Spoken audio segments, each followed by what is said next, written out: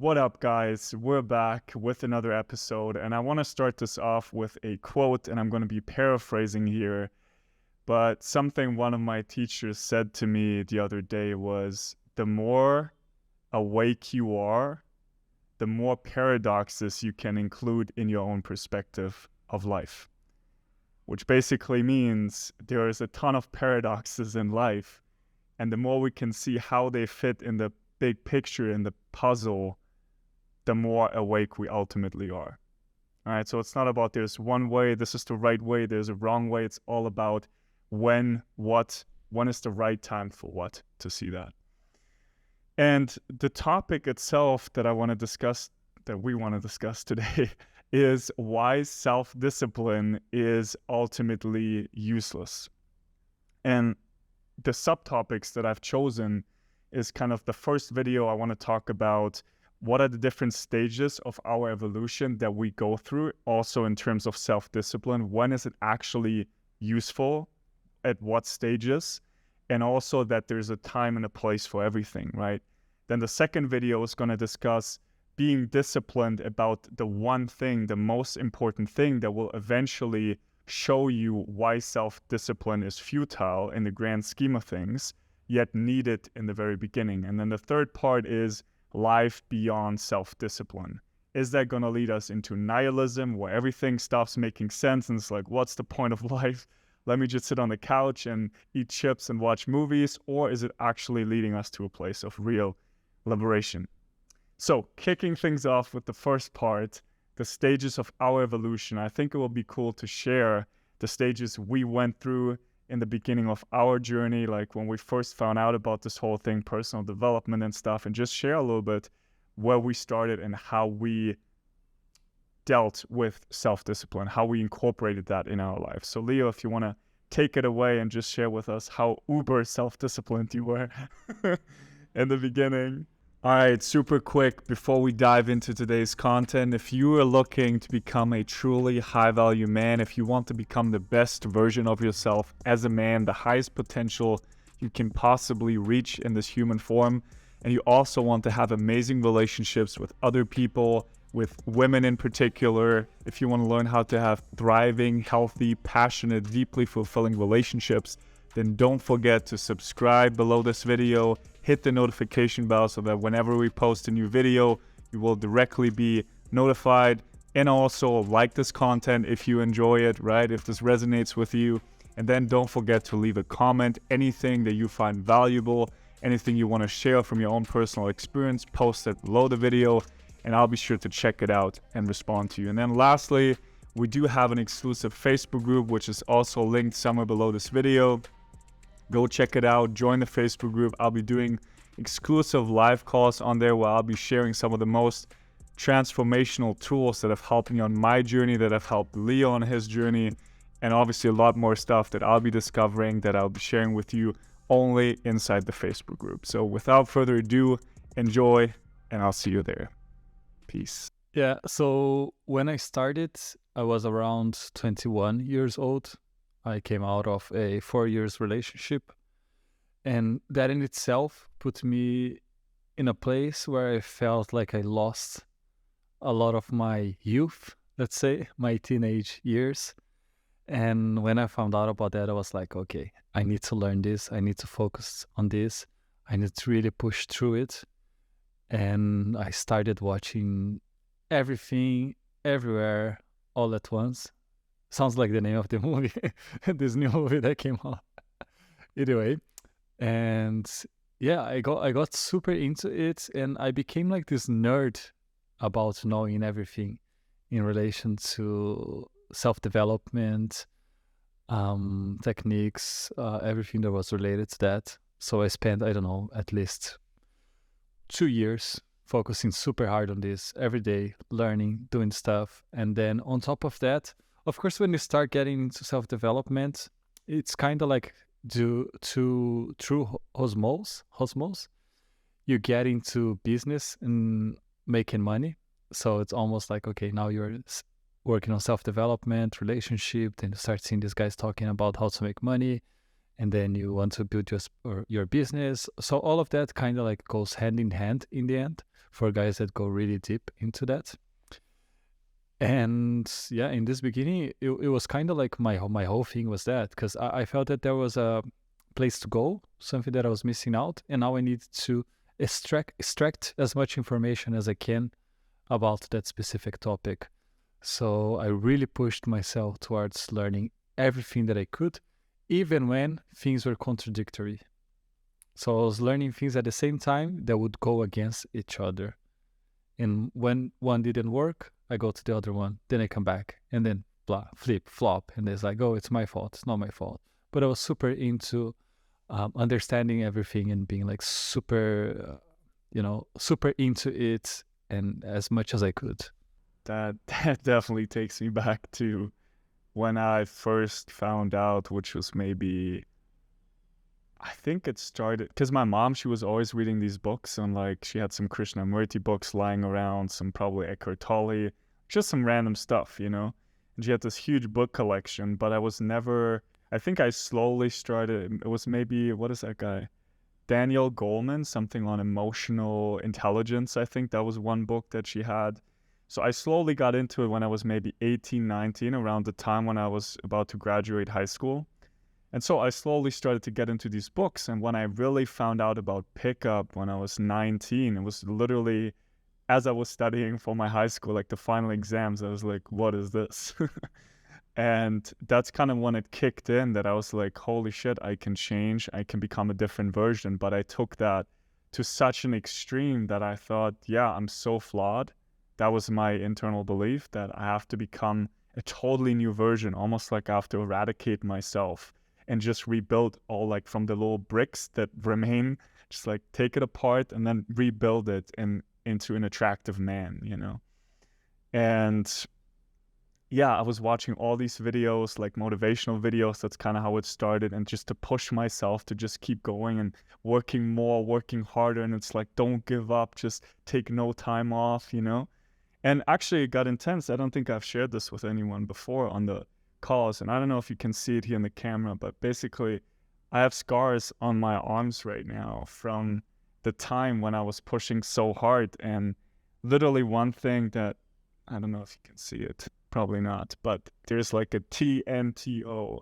So I took like a razor blade and I just cut that in my arm when I was unable to keep working more and working harder. So I wanted to get to a point where just like the whole day I'm just effective and efficient and just working. And so because I couldn't, I would just pass out at random times, you know.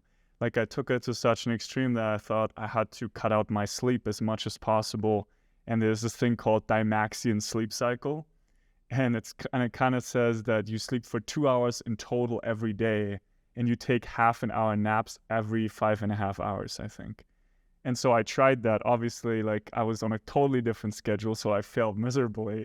And I would nap, like I would fall asleep at 2 a.m. or at like 1 p.m., like because my body was so exhausted. And then I was like, okay, if I have to keep going, I would remind myself by cutting this into my arm, you know, like take no time off. And like it was obviously painful.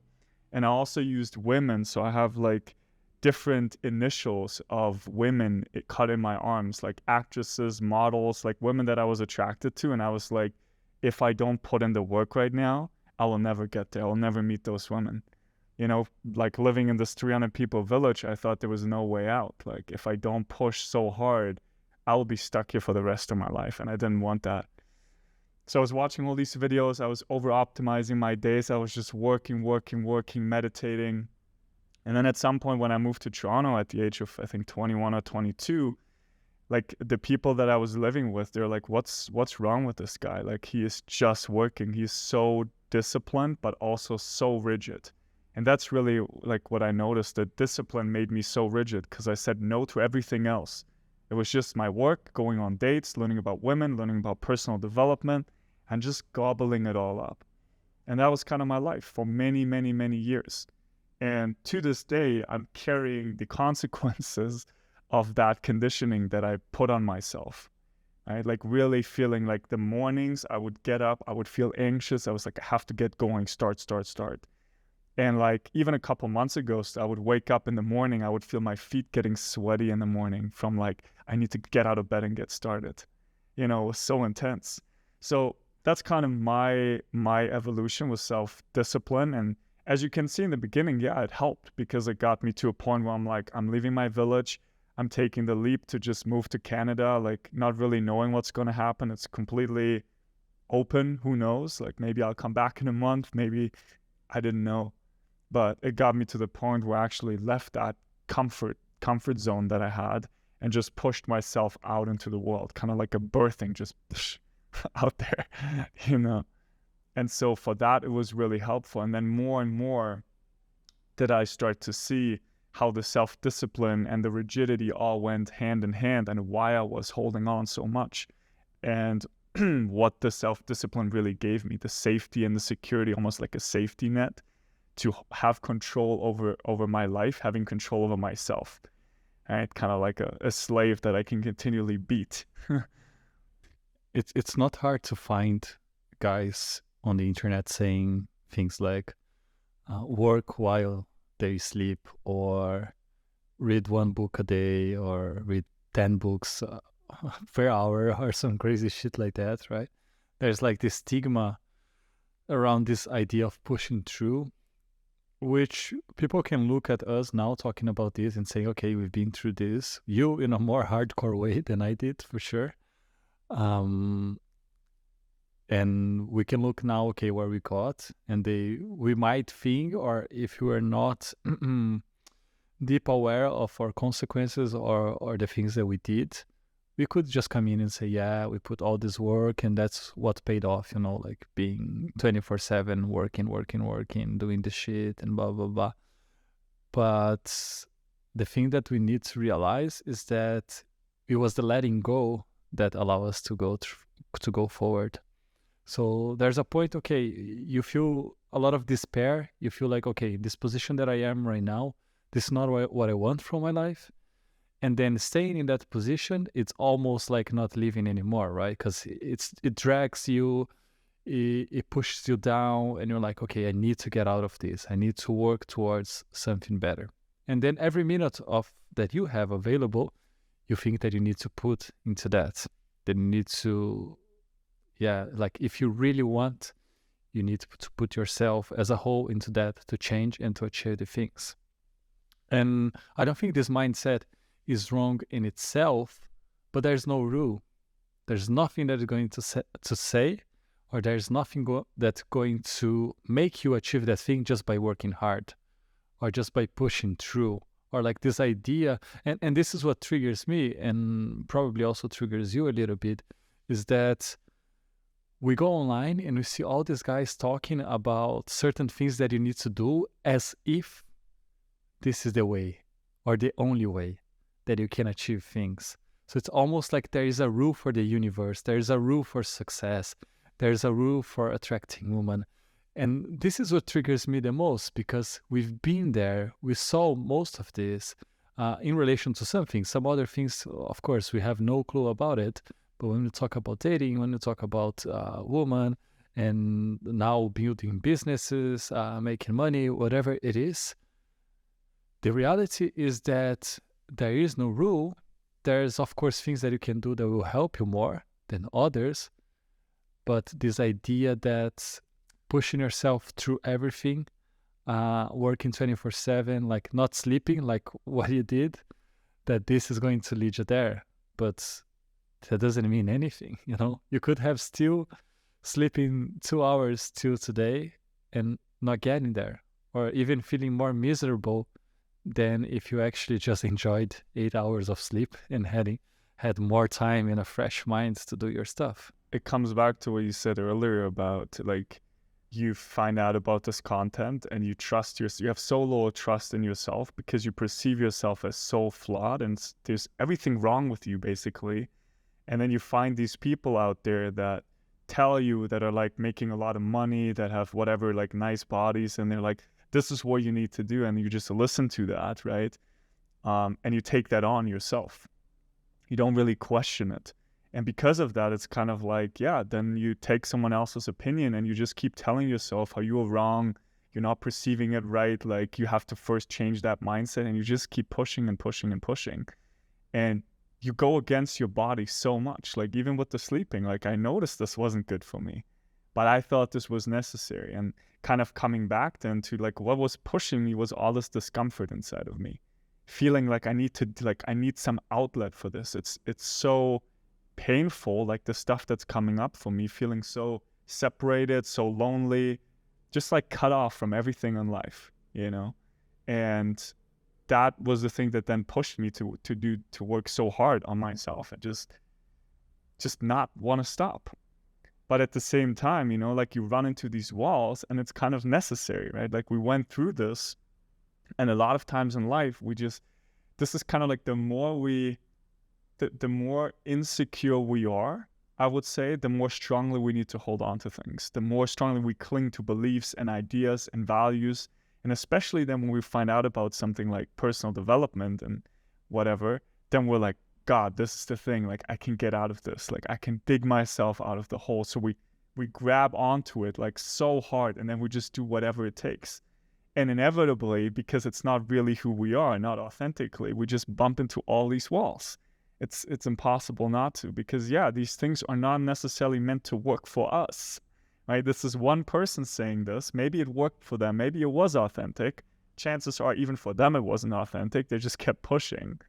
But sooner or later, we have to like pivot and go in a different direction if we truly want to liberate ourselves. Otherwise, and this can easily happen, we just drive ourselves really into the ground. Like really into the ground. Like our bodies start to like give up. We might start to develop diseases, whatever, because we're like not listening to what's happening in our bodies. So this is really crucial on the path, right? To not say, well, fuck myself. Let me just beat myself. Because we use personal development then and the self-discipline as a way to beat ourselves up, to hurt ourselves more, to just reaffirm what we already believe, which is I'm worthless, I'm not lovable, I'm not good enough, I'm not okay, I'm not safe, right? All of these things. If I go back, either in relation to relationships or attraction or business, most of the guys that I knew that were so let's say tied to their beliefs and the things that they wanted, and always pushing through, doing their best, let's say, to keep trying, those are now the ones that completely neglect that they were looking for at the moment. So the guys that were super into pickup, now they either don't want to date anyone, or they just found a random person to date and be with, which is fine also, not to judge that. But they now pushed it so away that it's almost like, okay, everything that is related to that, I don't want to even see it. I don't want to hear about it, because that triggers me, because that reminds me of this dark past that I ran through. And that happened also with some guys in marketing, that they were just working, not doing anything else, not having a social life. And now they just got a regular job, and they have their families, and they don't even want to hear the word of hustling, of doing their own business, because they push it away so much because of this putting themselves too much into this idea or this belief that pushing through things would lead them to the results that they wanted. So I would say that more often than not, most people would not achieve that. And when that happens, it creates this that I just explained. But some guys will achieve. Some guys will get there. And those are the guys that you look and be like, oh, see, this guy pushed through. He just slept 2 hours, and see, he made it. There he is. But you don't see the other 1,000 guys that failed, or the other 1,000 guys that now have chronic depression because of all the shit that they went through, you know. And then when we say that we've been there, and for most of the cases, I'm still working more than I should. I still doing things in a harder way, let's say. But it's not with this idea that, oh, I need to get this place. I need so much. I need to keep pushing through. But it's a different way of seeing it, where it's just letting go and accepting, and being less rigid about this, being less like, okay, this, if I do this, I will get there. Because there's nothing saying that. There's no rule. There's no one saying like, oh, Leo, they sleep just 2 hours today, so I'm gonna make his product sell a lot next week. Okay, yeah, good, good. But if today you sleep 3 hours, bro, you're off. You're off. Your product will never work. Yes. And it's just our own, like, we cling on to, like, we kind of like, those monkey bars on the playground. You've seen them, right? Or at the gym. That's what we're doing. We find one belief and we hold on to it. Then we find the next one that kind of fits with that. So we go to the next and we're just swinging along the same, like, line of beliefs. Like, it's all still in the same paradigm. And that's why ultimately we have to ask ourselves, what are we really doing? Because we're just reaffirming to ourselves that we are not good enough.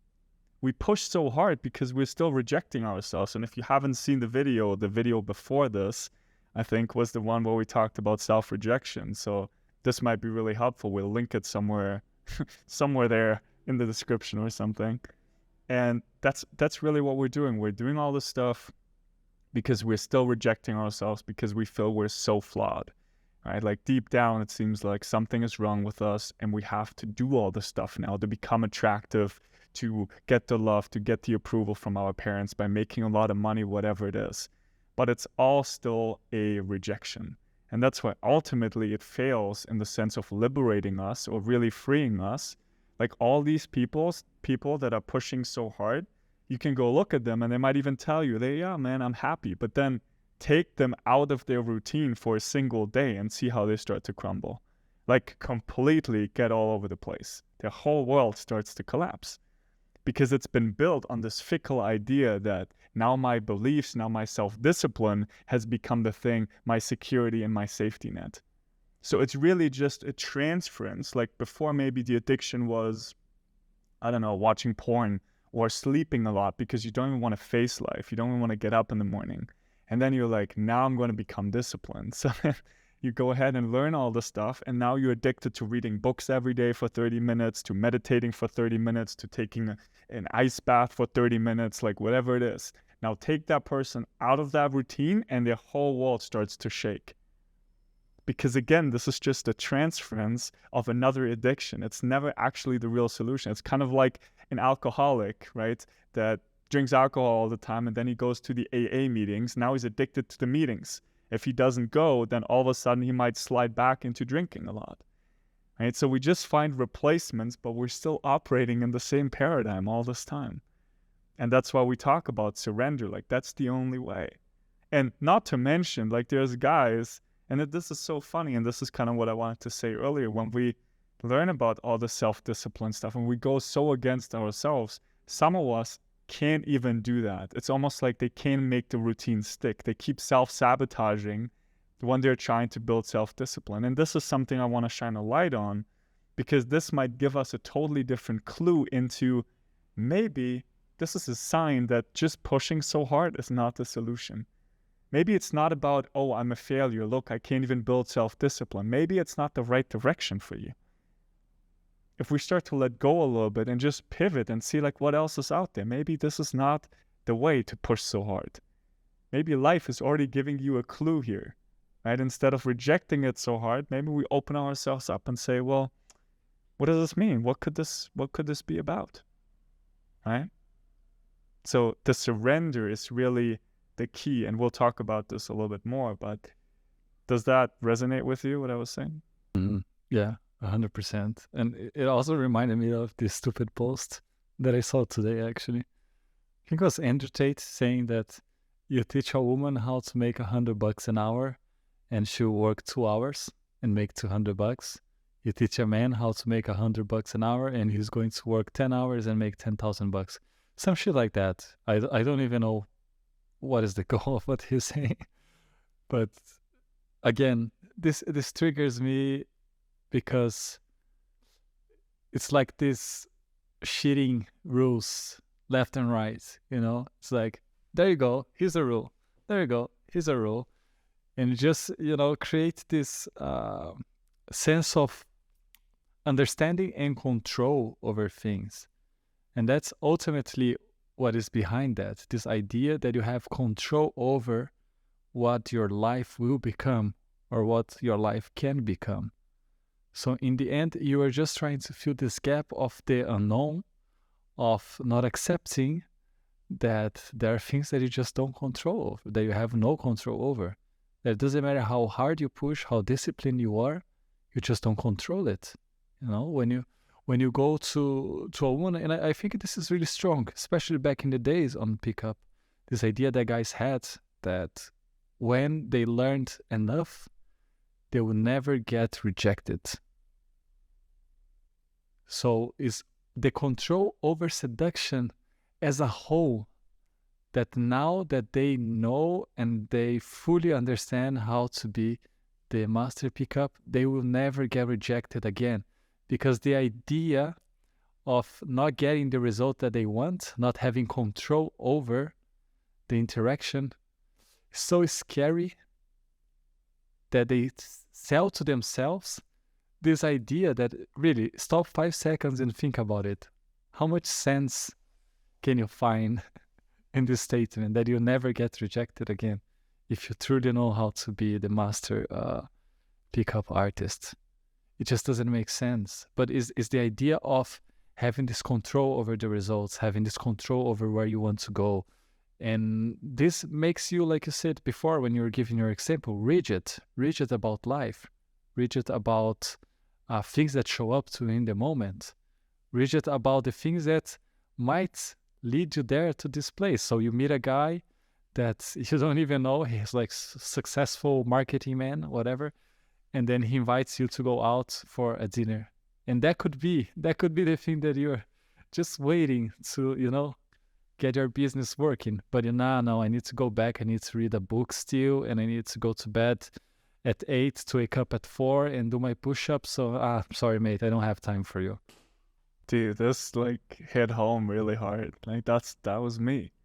Like people would invite me to stuff and I would say no, I can't do that. And it's like the way you can, like a good analogy would be like you go, like almost like you go to a fruit tree that's like bearing a lot of ripe fruit, and you just go pick some fruit, and then you say, you put them in your basket and you say, okay, this is what I have now, this is what I can do with. So you leave the tree, you just go back into your cave again, and then you just stay in your cave isolated with your little fruits and stuff.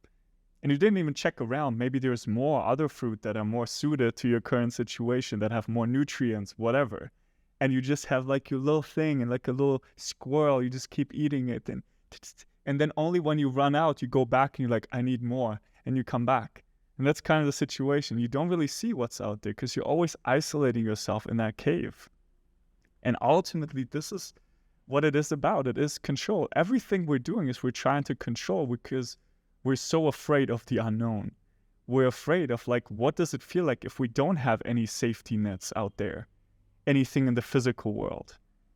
Any security that's left? That's what we're doing. We're transferring from one security to the next. First, it's like our parents. Then it turns into like maybe a certain clique, like a certain peer group, the cool kids. That's your new security. Like you're always trying to get to the next thing. And then it's like, I need to get a good career. Maybe Wall Street, I'm becoming like this financial guy, right? And it's like you never stop and you never let go and say like, what the fuck am I even doing?